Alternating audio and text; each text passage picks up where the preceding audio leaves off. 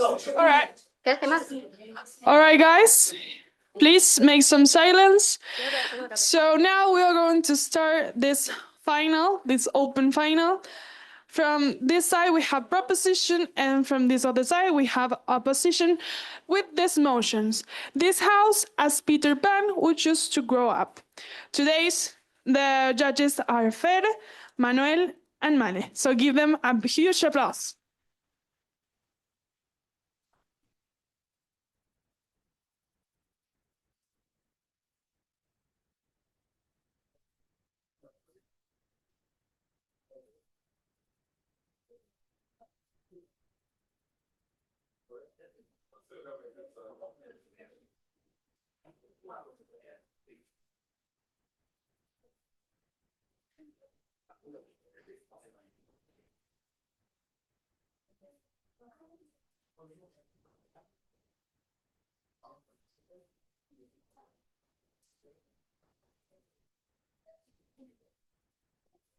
Great. Everyone, without further ado, welcome to the grand final of the Senior English Fest, brought to you by the Argentine Debating Association. I'm all eager to start. So without further ado, I now invite Sada Stilsky to open the case for the proposition. Please welcome her.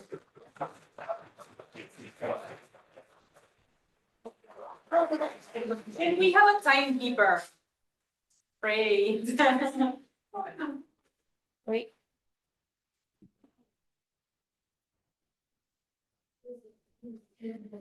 Great. So, if I may start, in 3, 2, 1. Part of growing up is feeling nostalgia when we remember friends and memories. Leaving childhood behind is what makes it so jolly and rememberable. It's in front of this that this house, as Peter Pan, of course, would rather grow up. In this sense, we suppose that Peter Pan would be joining the nowadays world, now with technology, now with a lot of different struggles that we had in the past time. In this sense, of course, there comes problem with adapting, but we understand this as a necessary situation that he has to go through in order to entirely grow up. So at the same time, he has his friends, his life, but he also is mentally exhausted. Of course, living in the same loop for 40 years or more are going to exhaust you, because I don't want to eternally be living the same. Even if it may be funny to make pranks and jokes and at first may seem like the perfect sort of life, it's just limiting to joy and not actually feeling happiness over every time being it's unique. So in this sense, we have that. Thanks to Wendy, he starts to understand what it's really reality like. Here he finds that there is a set of grace that he hasn't truly understood yet, and that his trauma that he actually has to adulthood is not what he necessarily has to convert into when turning into an adult. He can choose what, when, and how to grow up and who to be when he grows up. And in this sense, he starts questioning himself. Because, of course, what are the chances that if I go out, if I truly come back to the real world, what if I actually adapt? What if I actually find friends there? What if I actually create a life? And at the same time, what happens if I leave my friends behind? What if it's truly more difficult to find happiness? But also, at the same time, is this happiness that he allegedly has in this world truly happiness or just childlike laughter? This is our stance. Enjoyment of growing is actually living humanly than eternally being a child. And of course, we choose feeling momentarily than living an eternally in no emotion. This brings us to our first argument, the idea that mortality takes us to enjoy lives. Of course, our thesis here is parts from the idea that circumstances are unique, that every time, every situation is unique. For example, me being here won't be the same if I stand here in 40 years, because I'm not going to be the same person, but Peter Pan is. Yes, if he stays. And we don't want that, because we're not giving him chance to grow, to change, to develop, to experience different things. So here is where we find that phases in life makes you unique, makes you form yourself. And here you remember childhood as jolly, of course, because you experience other things that makes you understand that childhood is jolly. But it won't be if you're in eternal loop going around in the same experience of maybe hurting others accidentally, not being conscious of your actions, and ending up being very childlike. And in this sense, we have that also moving forward, also what Wendy taught him is actually about goods of adult's life, and that he can actually live and have this sense of enjoyment, but in adult life, in the real world, and experiencing with the people he likes and enjoys. For example, Wendy herself.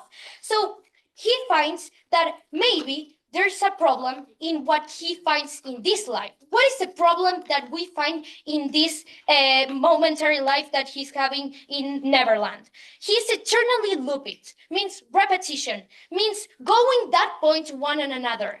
This is a point where I start to understand Dracula, because of course he was having a horrible time sleeping. He was going again and again with eternity, and this eternity, of course, portrays himself as a person that cannot live differently. If you don't live differently, then I stress myself. Of course, I'm going to want to experience other things, other emotions, and maybe this sense, eternally looping, is actually about getting tired of playing tag your it all the time. Because at some point, I want to stop that. And although I love my childhood friends and everything, I want to also study a career. I want to learn new things and I want to meet new people so that I can say, okay, I met maybe this bad person, but I remember my friends more with nostalgia and a good happy ending rather than fighting over who is staggered again and again, and at the same time growing exhausted of everyone around you. Before moving on, I'll take any POI.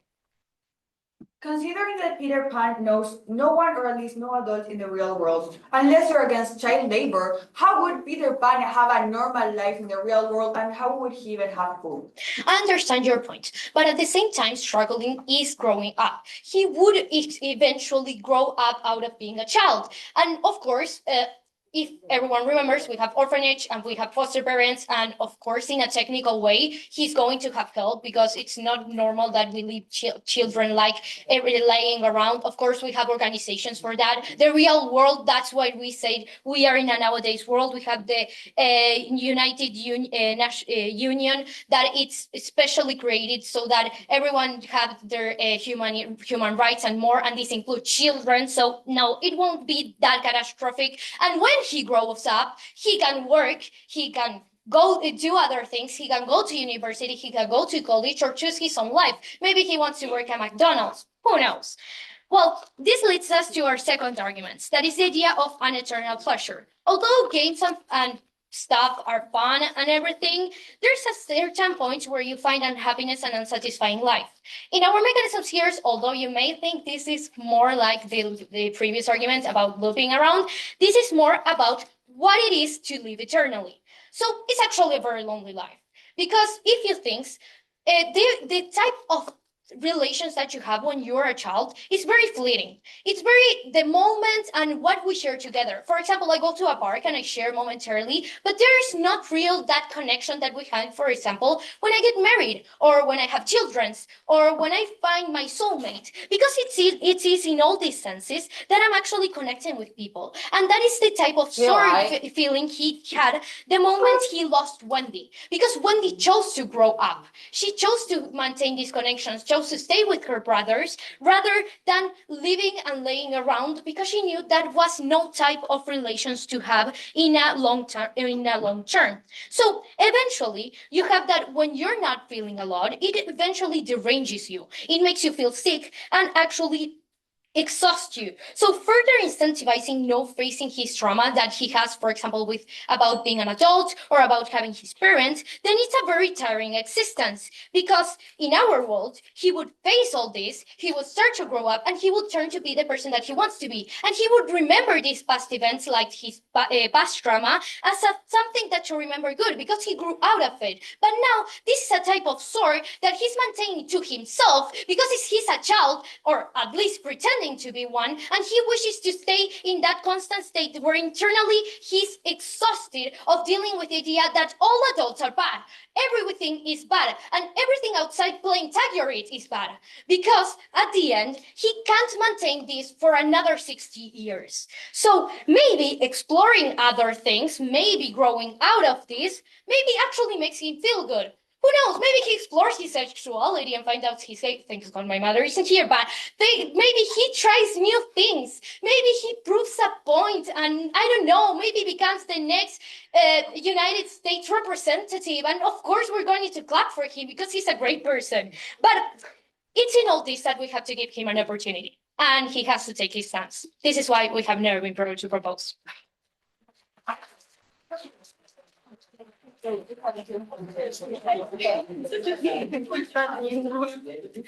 te las por su poniendo la boca. Así te doy porque estás arriba. Qué bueno. Qué bueno. Gracias, niña. Charismatic speaker, bro. No, te juro que tipo, el drag le está a ver si se le pasó riendo, no sé. Bueno, ahora significa como like. Sí, me feo con los tipo points of flash, porque yo hago points of flash de waffles en el. ¿Era vos eso, no? Sí, pero yo hago points of flash como para ver what this was. You now invite Delfina Guadel to open the case for the opposition. A ver, ¿qué se juega?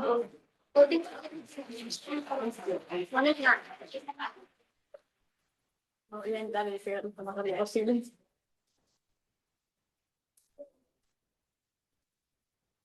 Great. Can you hear me at this volume? Perfect. I will start in 3, 2, 1. So let's get rid of the name and let's get rid of the story. And let's just put a kid in the middle of society without having nowhere to go, without having any money, and barely having clothes. This is the situation that the other team wants to put Peter Pan in. So what to expect from my speech? First, some points of setup, then some refutations, and then I will be developing the first and second argument of team opposition. So starting on setup, who is Peter Pan? Peter Pan is someone who is very proud of his appearance, first of all. Someone who has never experienced the real world. Someone who doesn't know anyone of the real world besides from Wendy, which is in a specific time of his life. Who never developed manners, knowledge, or real-world systems, and that it is against adults. He is someone who rescues lost children from abandoned parents who have abandoned their children in the real world. This is his tribe. Now, what would him growing up look like? It would mean dying, growing old, having to go to school, having to have an education, having to work, and having a routine. In a world in comparison to the world he lives in now, which is a world where represents his imagination, meaning endless fun opportunities in which he can actually he can be playing with a fox, and that would be an adventure for him. All things he doesn't know how to do in the real world. But what are his values mostly of all? He hates adults because he was abandoned by his parents, and also the lost children, which he leads and nurtures for.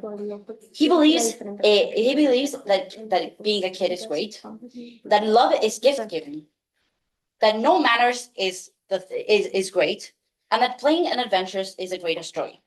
So our stance here is that Peter Pan has more incentives not to go than to go. So some points of reputation. Firstly, we would ask team proposition, how exactly would they make this happen? Because what we are getting from our side of the house is that you just dump this kid and he would be looking like me in math class in the middle of nowhere with nowhere to go and no money, with even clothes. No, thank you.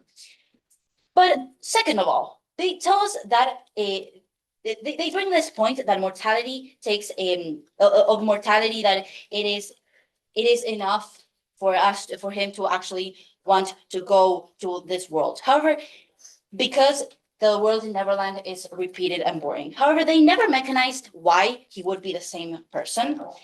And they didn't actually engage with that Neverland is the imagination of a child. A child can literally be playing with whatever in Neverland, and that for him in his imagination would be an exact adventure. Therefore, no thank you. Endless opportunities to evolve, endless opportunities for adventure, and therefore he can never be bored. But also, they tell us, they bring us this point that eternity is great. And they tell us that he can have loving connections. However, we tell you, he has loving connections already. He's a leader of his tribe, a tribe which he has actually taken for in his whole entire life and which he has nurtured to. POI. No, thank you. And also, if he hates things that happen for very long, then why would he want eternal love?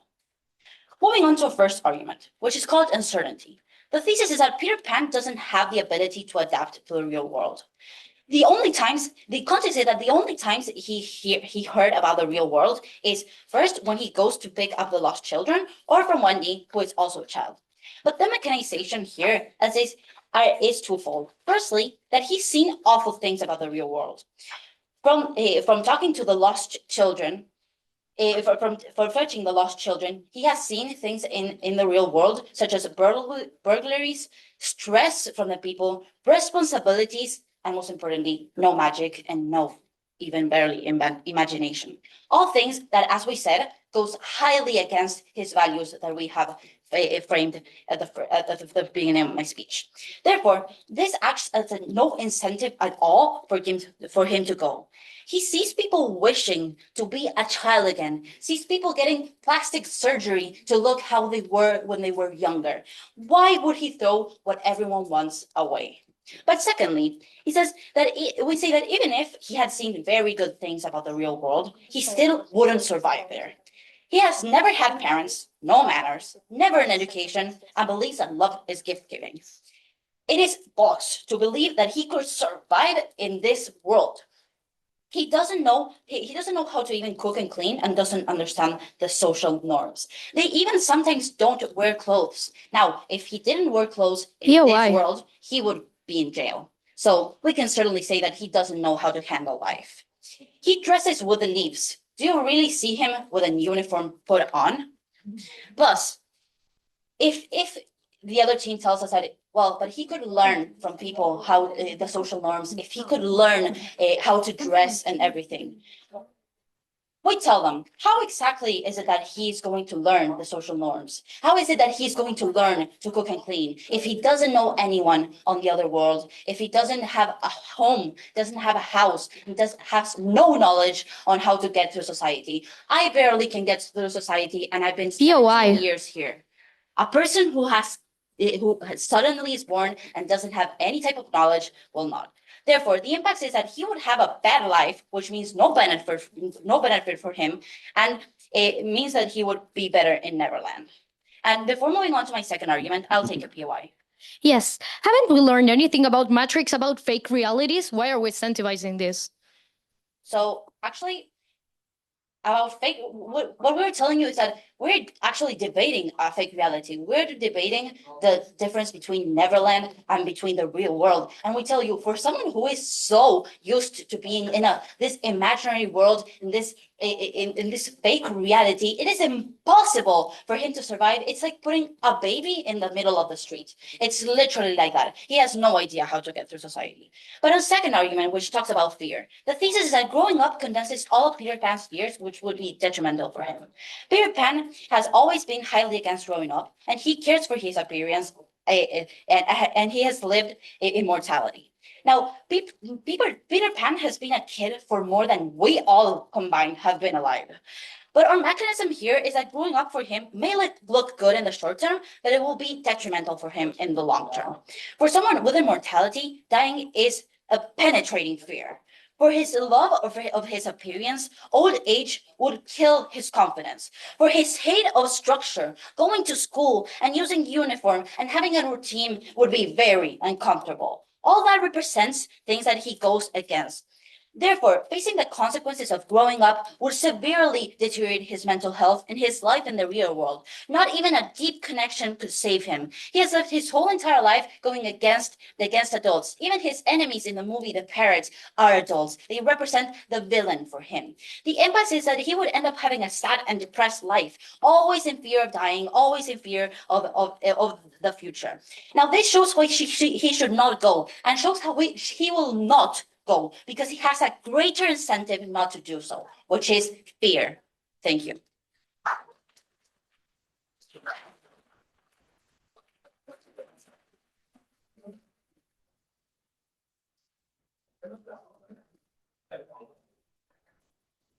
-8 minutes, 9 seconds.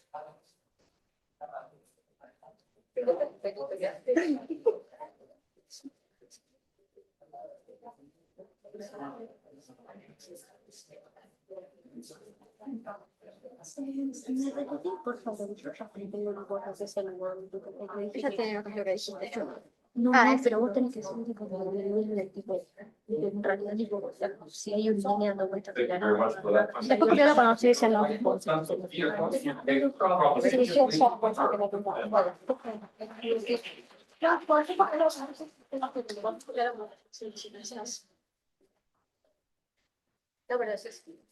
Sí, me parece. Okay. I'll be starting my speech in 3, 2, 1. Everyone falls the first time. I stand here before you quoting matrix. But why? Because you have a very blue pill, red pill situation here.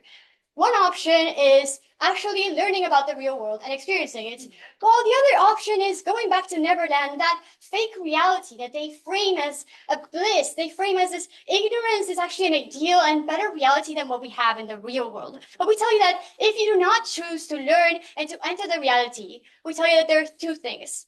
Firstly, you remember the choice that you made forever. And secondly, you remember the people who you lost in the way. But firstly, I'll be delivering some points of clash and then move on to our third argument on the mind. But firstly, on practicality, because the opposition is telling us about him not knowing anybody and being against adults and has never truly experienced anything. But we tell you that what it truly looks like is, firstly, Peter Pan already has friends. He has experienced connections, or we tell you these are not real connections. And secondly, he also knows people from the real world. Therefore, he has some previous knowledge about the real world and what it is actually like. Why? Rejected. And thirdly, we tell you that therefore he has experience and has met enough people to actually know what it is like and what his choice implicates. But we also tell you that he has an incentive to actually experience this, because they tell us that he would rather stay in this fictitious world, that he would rather remain in this joy and that the promise is great. But we tell you that if he opposes adults, if he opposes the horrible world, as they frame it, the horrible world that reality is,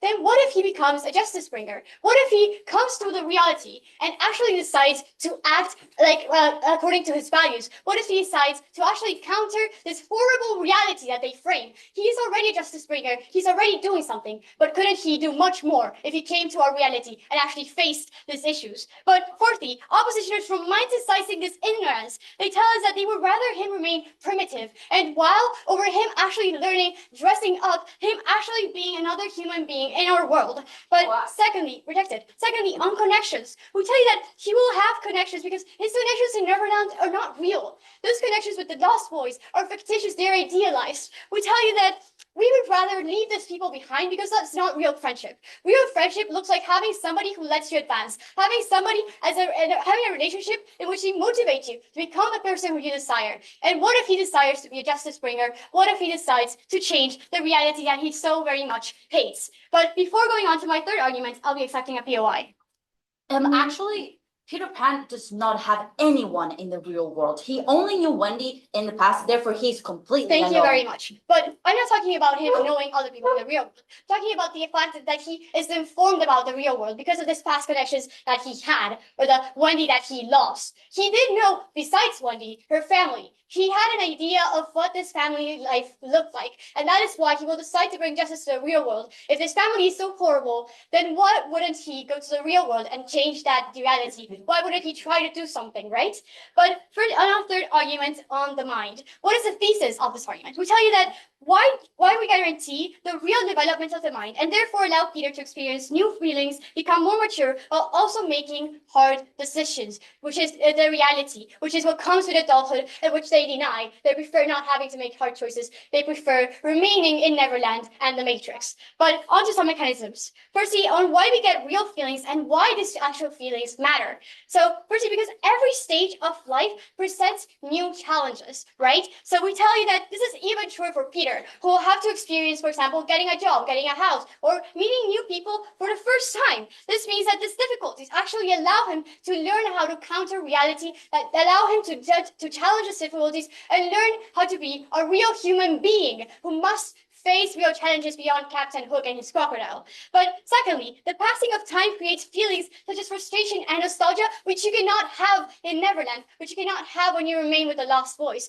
You never get to feel what it was like when there was a time in which you used to play with those people. This becomes nostalgic. This becomes a time that he maybe idealizes. But secondly, there's also this frustration that comes with it. And we tell you this frustration is preferable over the horrible and harrowing reality that they have of being eternally stuck in the same loop, of eternally living the same thing. I mean, if you watch Groundhog Day, you would know that. But thirdly, we also tell you that this matters because negative feelings are far lesser than they would be in opposition's world of eternal life and getting like that happiness or that joy that they frame as so very good. We tell you that we allow him to feel human. He is no longer the monster that lives eternally. Yeah, I'll accept it. And what about all of his fears, for example, dying of growing old? Would that not be bad emotions? Thank you. That is a negative emotion, but we tell you that having that will lead him to appreciate and value every instance of his life much more. And those experiences in Neverland actually become something that he misses, something that he may idealize and whatnot. But it means that he will have to value that moment much more than he would if he remained living there forever. Would he actually value that reality and that happiness that he had? We tell you that it would be much better for him, in principle, to actually remember that reality and enjoy it as it was, from the future, from experiencing new things, and for getting to bring the justice that he so very much desires. But we also tell you that B, he will become more mature for the following reasons. Firstly, he will have to leave the lost boys behind. And we tell you that this is a very important point in this debate, because some friendships belong to a single phase of life, and they do not let you advance, as I already mentioned. They do not let you become who you want to be, which in this case might be a justice bringer. But secondly, we also say that he will have to define who he wants to be. But why is this important? So we tell you in the real world, it does not allow you to just run around and play all the time. It forces you to understand who you are, because otherwise you will get manipulated. Perhaps in a case that you do not learn who you are, someone else may make decisions for you. Someone else may decide what comes with the best interest in mind. So we tell you that this will force him to become a real person. This will force him to attracted. This will force him to learn what his values are and to bring the justice that he so very much desires. But what are some of the impacts? First, we tell you that on our world, we allow Peter to develop into the person he desires. We allow him to experience hardships and connections, but truly pick who he wants to be in a society where you must know who you are to survive. But secondly, on their world, they at best do not allow Peter to get like the feelings that are so very important and actually give life meaning. They do not let him experience frustration. They do not let him experience nostalgia. So we tell you that rejected. So we tell you that these feelings are what give life its true meaning, are what let us value every single instant and every single face, but they do not let him experience that. But at worst, this is what really matters. At worst, he becomes stuck in that loop of eternal suffering in which he must watch people like Wendy that he so very much appreciated pass away, where he must experience that happiness that he can never really appreciate, that empty void of joy that they think is actually a great thing, this thing in which he does not ever truly enjoy anything, if not he has this illusion that he is enjoying things. But on the debate, we read on burdens on metrics of true maturity and real happiness. And we also tell you that we sacrifice the idea that Peter may suffer in the real world, that he may face challenges. And we tell you that this is outweighed by the fact that he will gain happiness of success, or the reality that he will suffer much more in their world than in our world. And for all these reasons, we couldn't be prouder to propose. Thank you very much.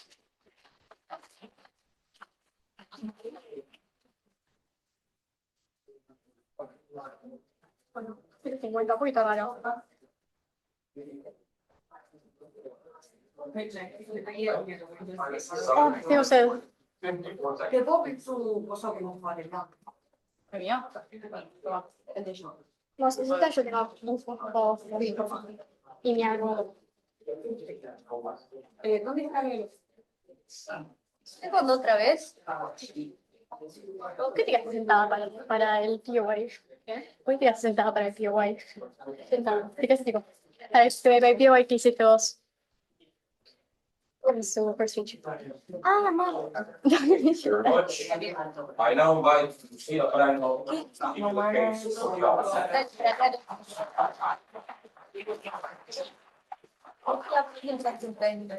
Sapete el speech. Sapete el speech. ¿Todo bien? Sí, sí. Okay. Ahora Okay, so whenever you're ready, I'll start. Así que se nos va a repetir estas. I'll start with my speech in 3, 2, 1. It seems like the proposition has lost the debate because they think that we're debating whether we think that Peter Pan should become a kid or not. This debate is about whether Peter Pan wants and chooses to grow up. So we have to consider his values and incentives. Let's consider that first, Peter Pan hates adults because he was abandoned by them. He has seen the lost children be abandoned by them. And he, as overall, thinks they're people that have decided to suffer while living in this system. He believes that adulthood and like the life we live makes no sense. And also, like he believes in innocent love. He has no manners. He believes that we live under illogical rules. And lastly, he loves playing and going on adventures with his friends. They never prove to you why he actually despises this. They said that he got bored. However, kids can play for like 1 hour with a like shoes box and still find ways to be entertained. They do not prove how actually Peter Pan is bored of a magical realm in which he has like the best things in the world that a person could possibly get, right? So 3 points of refutation before moving on with our third and last argument. The first one is on idealized relationships. They said that Peter Pan has actually no real friends because he has not gone through like the events of the real world, right? So first of all, we're telling you that he has friends that are like the purest connections he could actually have, because these connections are not based on the circumstances or like on suffering in the real world. They choose themselves and choose to have fun with each other. They could go to different parts of the island. They're not restricted. But they choose to spend time together, and they have a soul-like connection because they enjoy each other's company, right? So we believe that Peter Pan would actually choose to stay with the people he already loves instead of choosing to go to an uncertain world in which he has nobody and has no certainty that he's going to be able to adapt and connect with other people that have other responsibilities and another way of seeing the world. Our second refutation then is on practicality, and we believe this is an important point because the proposition never actually tackled how Peter Pan is going to have like a normal life in the real world as someone that is not normal. And I'm not saying this as something wrong. We're saying that Peter Pan has literally had like no family. He like, even if we take that he had a human life in the real world, he was from another like time period. So he does not know the technology. He does not know like the slang, the way people act, or like the word works. No, thank you. That even if we consider that he understands his reality because of people watching and like getting the lost children, we tell you that he has never been educated. He has no manners. Even if he had them at some point, he lost them because like he does whatever he wants at Neverland and he had no need for them.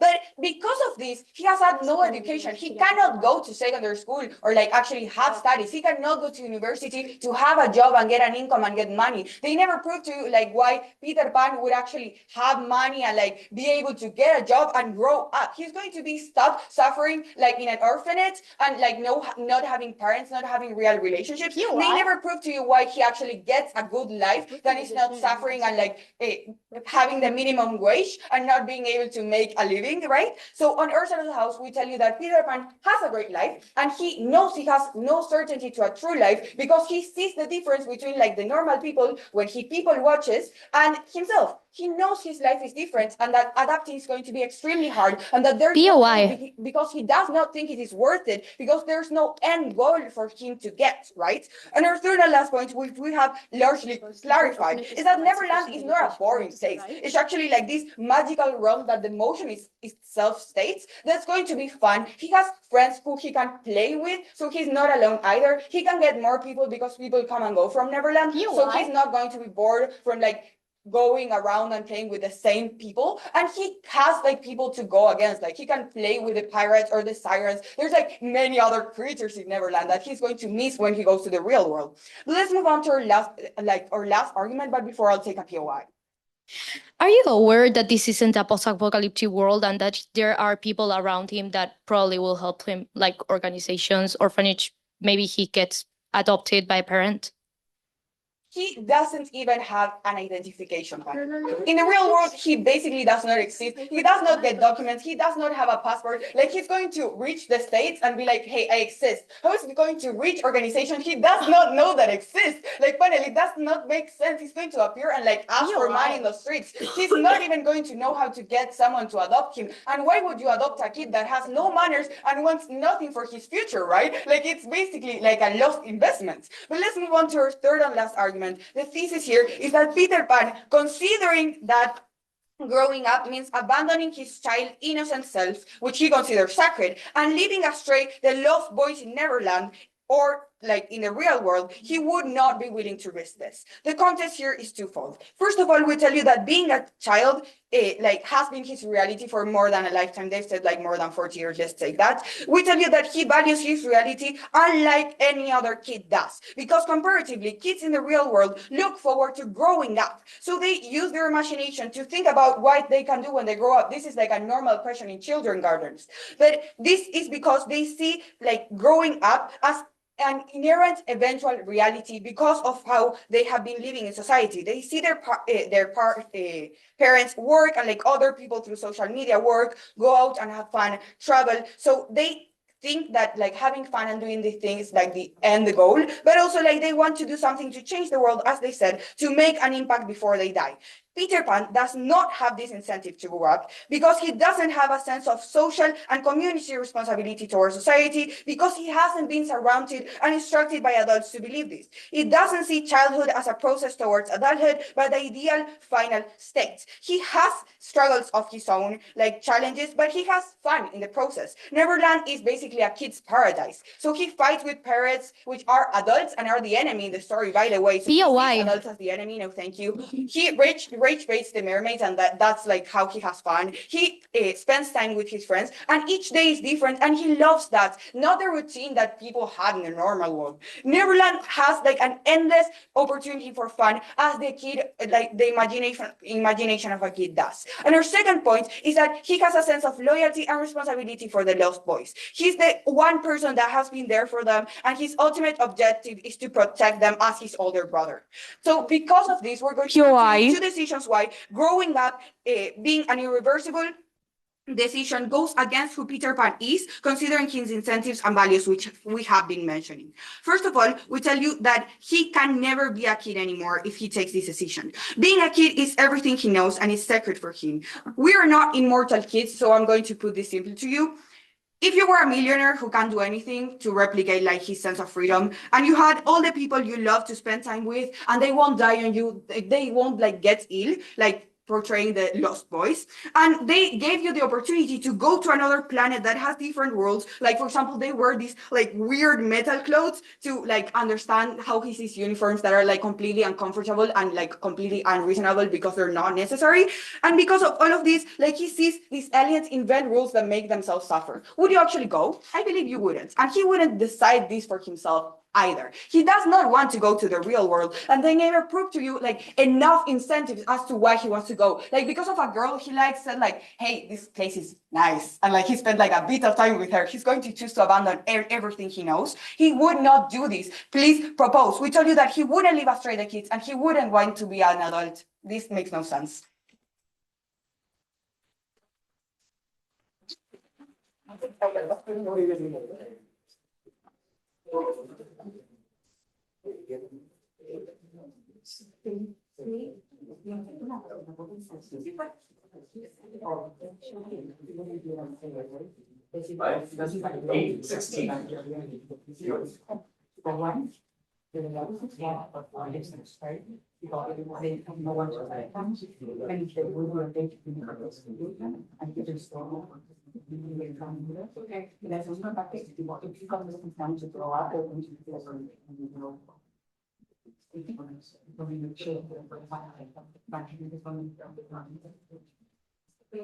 I now invite Lucia Stupnik to continue the case for the talk.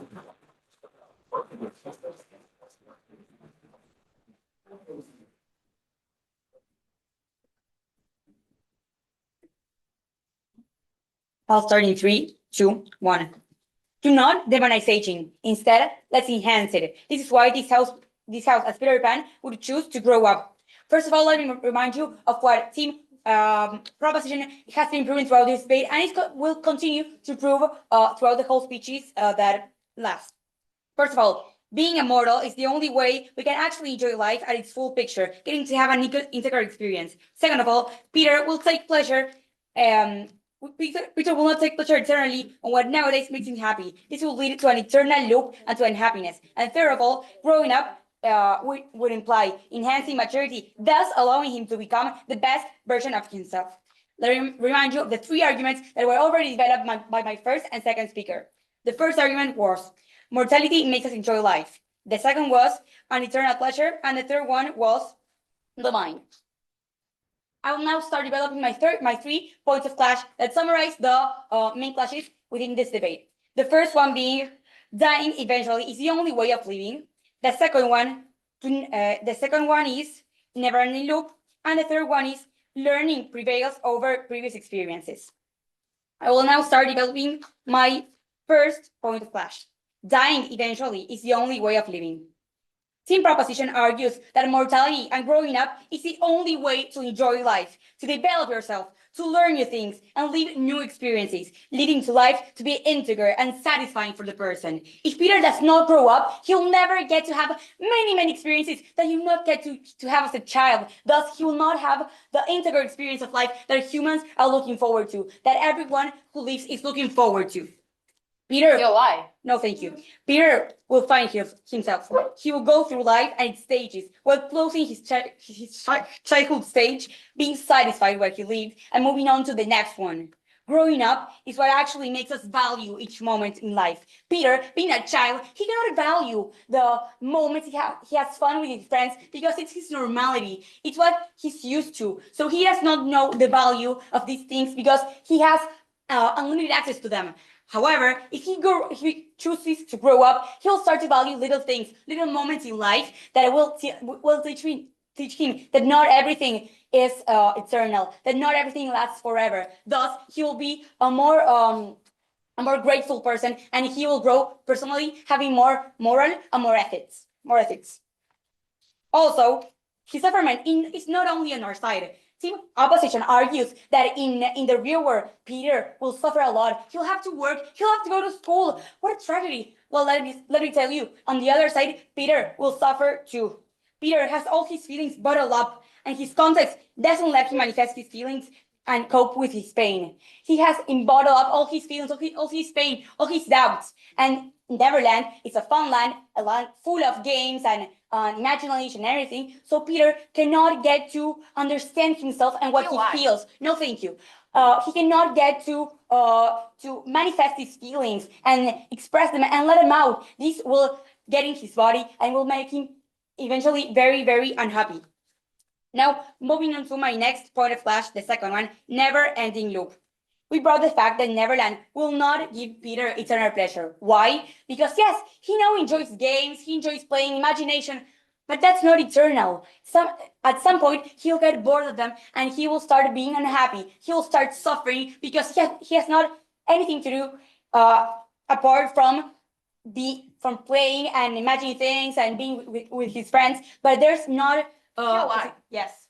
So wouldn't Peter Pan actually have like an ego crush if he goes to the normal world because he's used to being like this special kid and now he's like another normal adult? Yes, at first it will be a crush, it will be an impact, but then he'll learn to adapt to it because he will be in society and he will adapt to society. And at first, of course, it will be hard for him because it's a very hard change. However, we stand that Peter will learn to cope with this pain and will learn to cope with these ego crushes, and that will help him become a better person, and that will help him develop himself as a human. So I'll continue. We brought the fact that Neverland will not give Peter eternal pleasure. I already explained this because at some point he'll get bored of the games. He'll not find joy in what he used to do when he was young. As team opposition said, Peter lives in a fake reality. Neverland is not real. Then we should give Peter the chance to live a real life, to live in a real world. Find his vocation, who he really is. Find pleasure in new things, in unexpected things, such as love, finding a job, having new hobbies, sexuality, meeting new people. These things will help Peter become. why? Yes. Why would Peter want those things? Okay, at your point, Peter will want these things because they will help him find who he really is. He now doesn't know who he really is because he hasn't had any chance to find out himself, because all he has known for his whole life was fun and games and etc. So who is he? He doesn't know who he is. He doesn't find himself in Neverland. He only finds games, enjoying, yes, but he doesn't know his vocation. He doesn't know who he loves, who he wants to be with, how he wants to spend his life with. So putting Peter in the real life, in the real world, will help him develop himself and find who he really is. This never-ending loop will never bring him happiness. Why? Because it's monotonous. It's a monotonous life. However, if we bring him to the real world, this loop would end, because he will not have the same day every day, the same activities every day. He'll have a lot of opportunities. He'll have endless ways to do the things, to make to be happy, to be fulfilled. For example, in the movie Groundhog Day, no, thank you. In the movie Groundhog Day, the man in the movie is very unhappy because he lives in an endless loop. He lives in the same day every day, and this is what happens to Peter. He lives in the same day every day because he cannot leave his land, he cannot leave his people, and he cannot grow up. He is the same every day, and eventually this will not bring him any more pleasure. Why? No, thank you. Moving on to my third point of clash. Learning prevails over previous experiences. Team opposition argued that Peter would not adapt, that he would be stuck suffering. However, he will learn to adapt. If Peter stays in his comfort zone, he will never learn, he will never develop, he will never mature and become the best version of himself. Peter Pan isn't alone, as team opposition believes. People will help him. There are social services, there are an orphanage. What do you think the people do with babies they find in trash cans? Do they have identifications? No, they don't. With children that appear at doors without any identification, without any parents, they did not leave them there because they just don't have an ID. People will help Peter develop, and Peter will learn manners, self-sufficiency, and how to behave socially. Being a kid now is everything he knows. And yes, it was everything we knew when we were kids. However, growing up, we learn to adapt. You learn how to be a teenager. You learn how to be an adult. So that will not be a problem because, yes, every kid only knows how to be a kid. If you ask a 5-year-old, he'll not know how to be a 40-year-old adult, but he will eventually learn. He will eventually adapt. So this is why we think that learning will prevail over previous experiences because, yes, Peter does not have these previous experiences, but he will learn to have them. And because of this, we're so happy to propose. Thank you.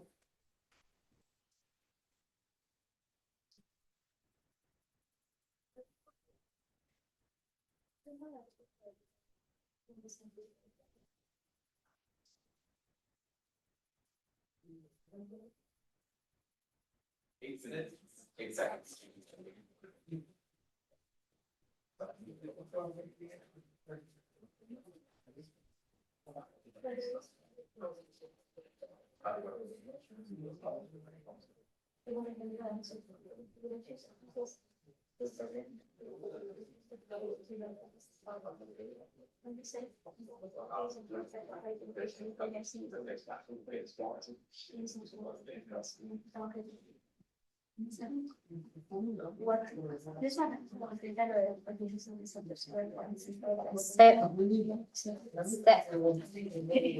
Thank you very much for that final speech. We now invite Frida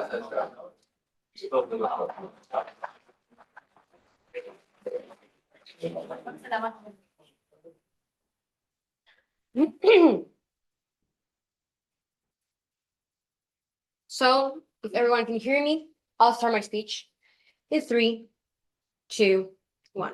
After hearing Team Proposition's case, Peter Pan is having a stroke, and so do I.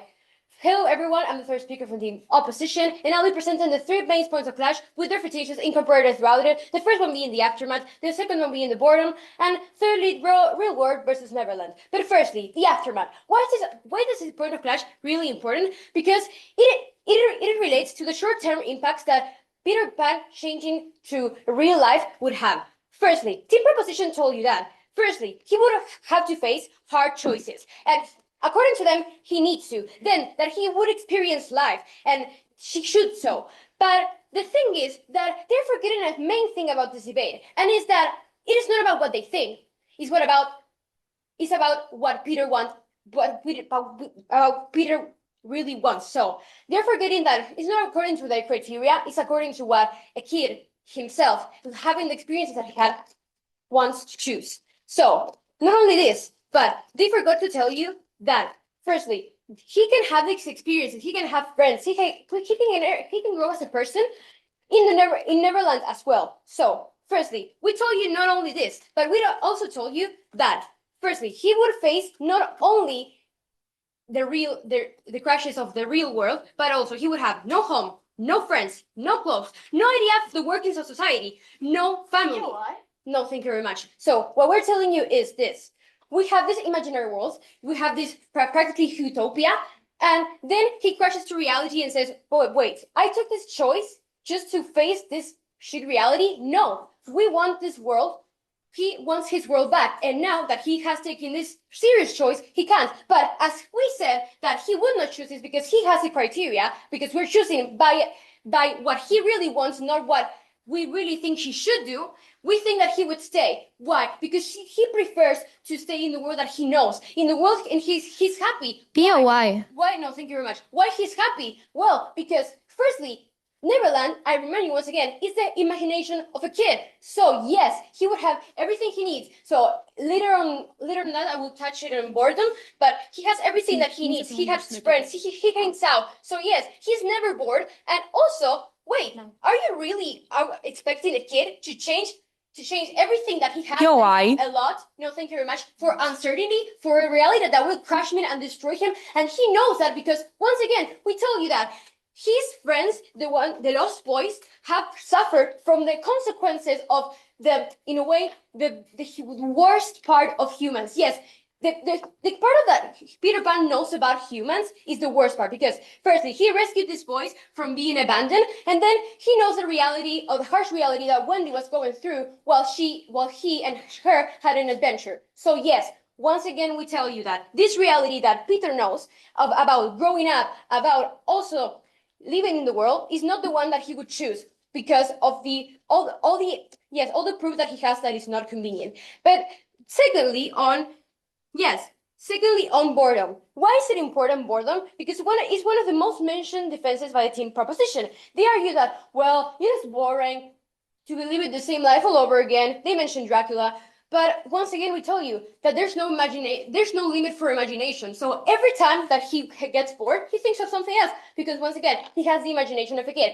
He has more experiences because he's not as boring as you think he is. He has depth, of course, because he has earned this experience during his time in Neverland. However, yet he's a kid and he has this limitless imagination. So why he never gets bored? Because he has adventures, he has friends, he goes and hunts creatures, fights with pirates, which, by the way, are adults. So once again, we get an antagonization or a figure of antagonism by adults that Peter has on adults. So we get not only a depiction of why he would not leave this imaginary world, but also why he would not want to grow up. Once again, because according to him, according to his personality, what adults are antagonists. So he will not take this choice. So a world of imagination is everything that your inner child would want. And think of this. You, as a child, wanted a lot of things. You wanted to accomplish certain things. You wanted to have like different adventures, to talk with fairies, you wanted to talk to dinosaurs, to creatures, and you couldn't have that because you were living in the real world. Peter Pan has that and even more, and he can keep on creating. So once again, I ask you, panel, do you think that he really would give up that, taking into account that he really is aware of the situation of the real world? I don't think so. So Yeah, why? yes. If he's aware of the real world, like for example, being sneaky enough to know that he has to stay silent when taking the kids, wouldn't he know that there are policemen and people and adults that would in fact help him, because he knows that adults would go for the children he already took, like the Lost Boys? Well, firstly, two answers for this. Would they really?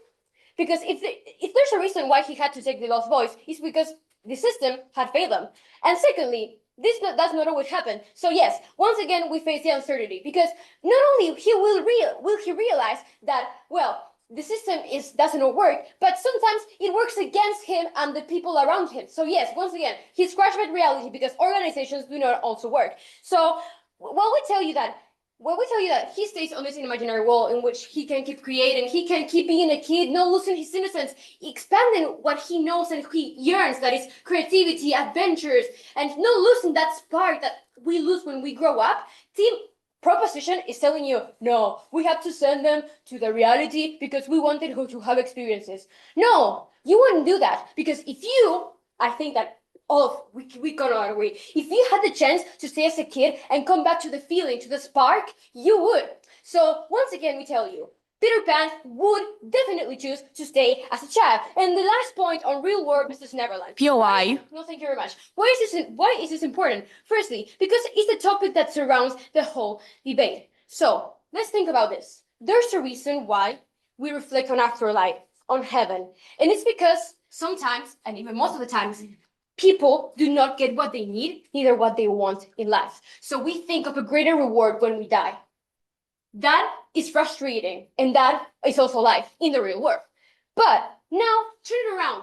Think that Peter Pan has the possibility to live the heaven on an eternal life, but in which someone in the right mind would not give up that, because firstly, he's a child and he will take that choice, and secondly, because none of us would. So thinking of it as two levels: a child that takes his choice because of things that he doesn't know yet, because he likes the way he lives in a more superficial way, and then you would also choose this because yes, if you could have eternal life with all the things that you need, with all the things that you can have, you would also choose it, and that proves the whole point of the debate. So not only this, but they actually tell you that, for example, that he would not have friends, not real friends, not group, no experience. We tell you once again that this is not true because all the experiences that he can have on Earth, on a real world, he has it on the Neverland. Why? Because he's not limiting himself to not have experiences, but he's having them in a safer way and also in a more imaginative way. So he does not live life in order to gain experiences and suffering is the answer and he will give me the wise. No. He lives life just for the sake of it. And that's the energy. That's the spark we lose when we grow up. And Peter Pan would definitely, king of children, king of joy, definitely would not choose this world. So for these reasons, please oppose.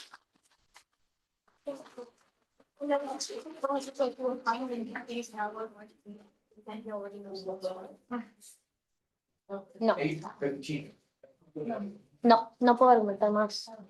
No puedo argumentar más de lo que está argumentado. Estoy tratando de revirtear. I'm going to try. I'm going to try.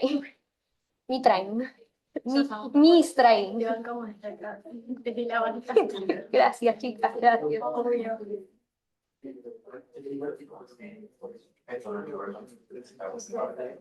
Thank you very much for that speech. We now invite Lucía Plano to deliver the high speech.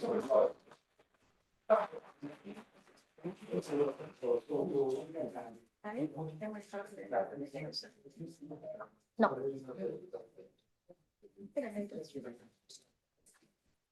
Let me cook. No cookeo igual. Si querés léelo. No cookeo igual.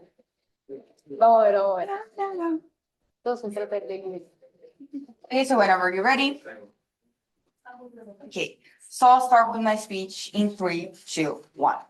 It seems like the proposition is thinking about whether Peter Pan wants to become an adult through their own values, not his. Because they even mentioned that we're demonizing adulthood, and the reality is that we're not. I myself want to become a lawyer, and I think that's just fine. However, I think Peter Pan would kill himself to end the suffering if he had to spend a whole evening reading piles of paper of illogically complex rules that he considers useless.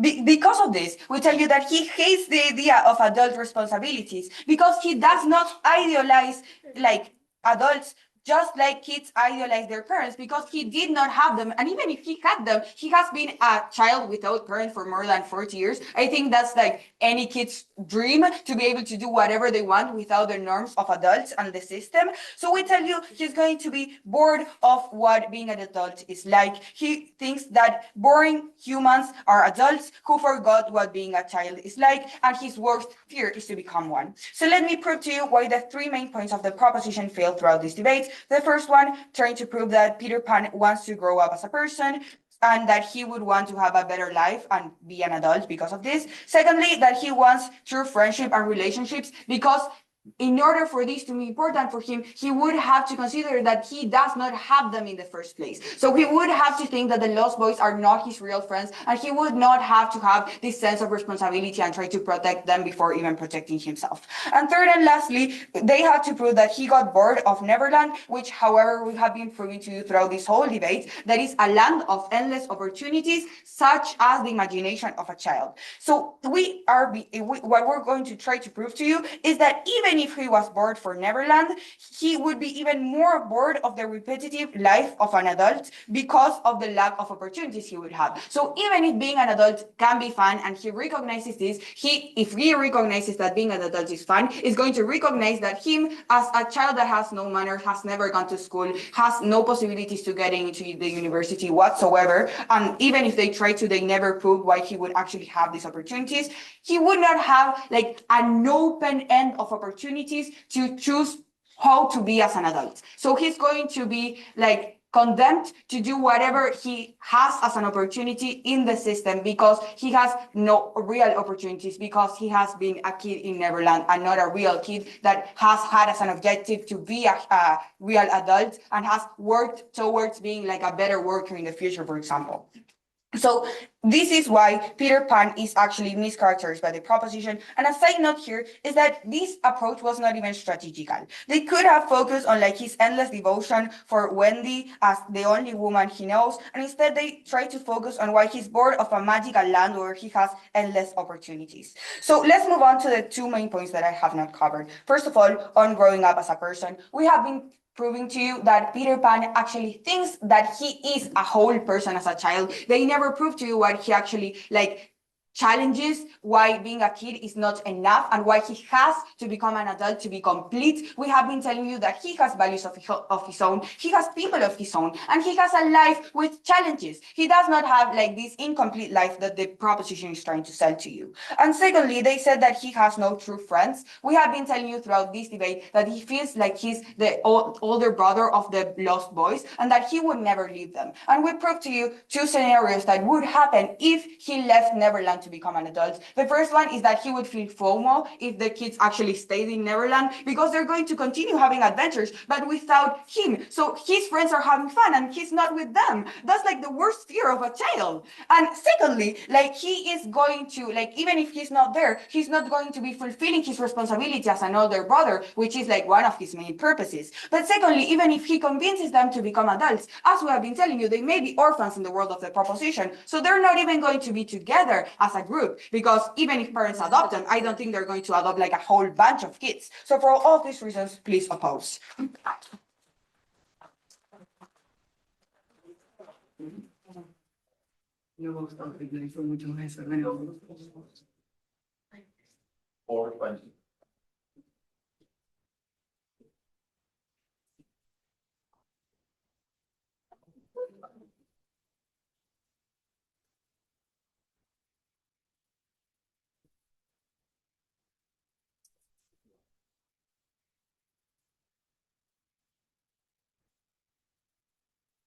Thank you very much. I now invite Plata to close this debate.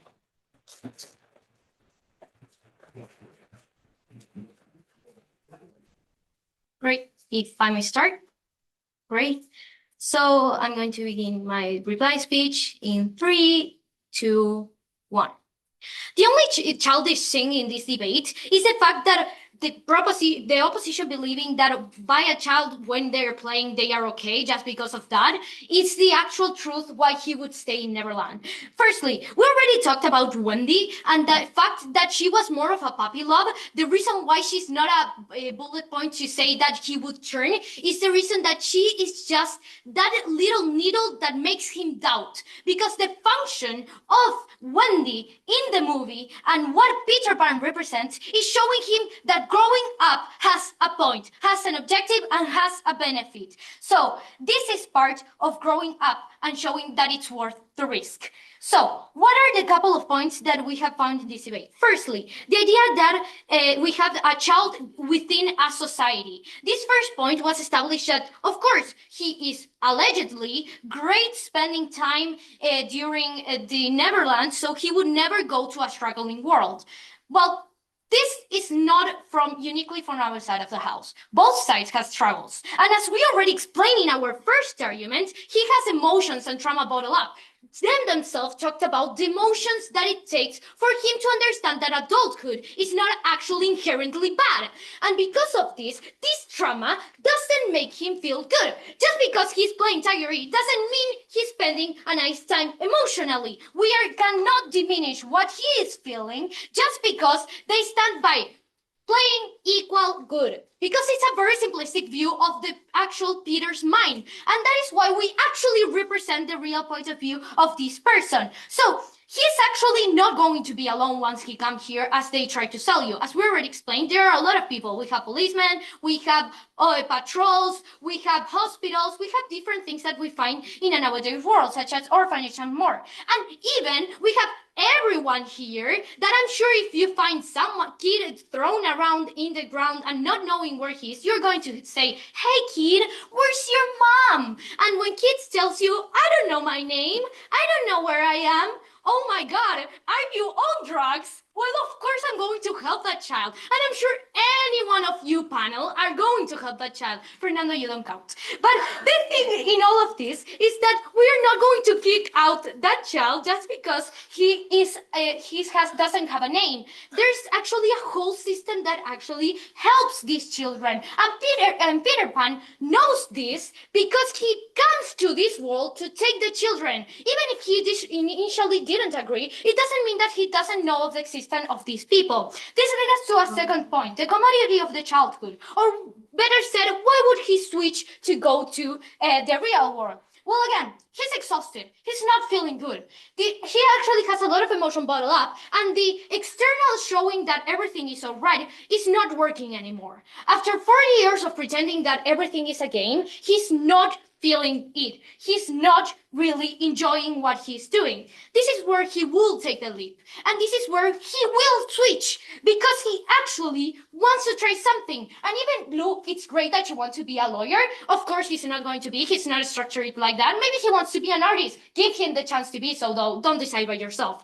So this leads us to the last point, the idea of the battle of the incentive. Here we find that of course, they say that, of course, they can play with a cardboard and have a great time. Well, these incentives rely on the perspective. As we already explained in the first speaker, we already say that he's exhausted. He's not feeling good. He's doubting because this loop already reached an end. And he is not standing by it any longer. In Neverland, he stopped crying. But not crying doesn't mean he's good.